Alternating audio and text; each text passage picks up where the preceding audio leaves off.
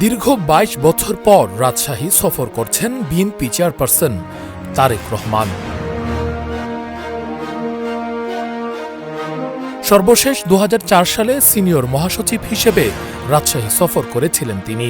জাতীয় সংসদ নির্বাচন সামনে রেখে তার এই সফর ঘিরে রাজশাহীতে নেতাকর্মীদের মধ্যে ব্যাপক উৎসাহ উদ্দীপনা দেখা যাচ্ছে।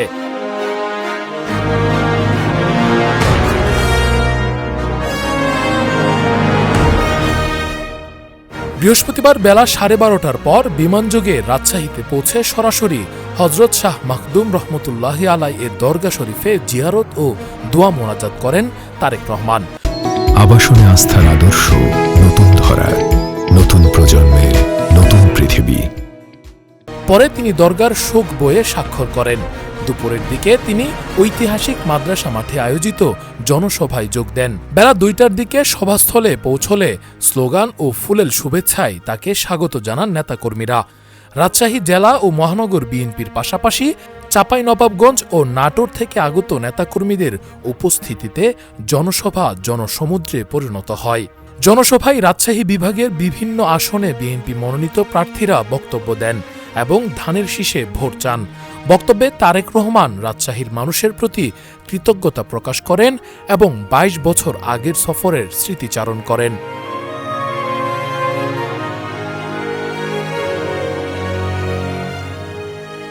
তিনি বলেন, বিএনপি ক্ষমতায় গেলে রাজশাহী অঞ্চলের উন্নয়নে বিশেষ পরিকল্পনা নেওয়া হবে।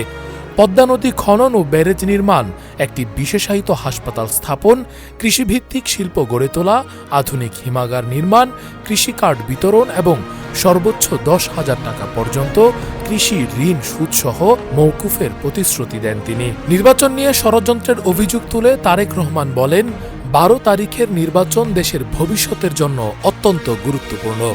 এ সময় তিনি নেতাকর্মীদের সতর্ক থাকার আহ্বান জানান এবং কোনো অনাকাঙ্ক্ষিত ঘটনার সুষ্ঠু তদন্ত ও আইনানুগ ব্যবস্থা নিতে অন্তর্বর্তী সরকারের প্রতি আহ্বান জানান।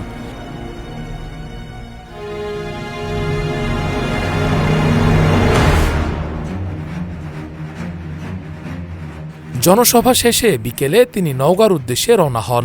সেখানে সন্ধ্যায় নওগাঁ এটিএম মাঠে আরেকটি জনসভায় বক্তব্য দেওয়ার কথা রয়েছে।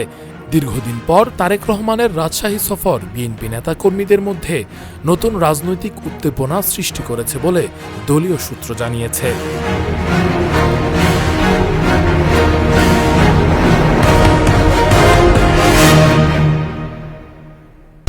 আবাসনে আস্থার আদর্শ, নতুন ধরার, নতুন প্রজন্মের, নতুন পৃথিবী।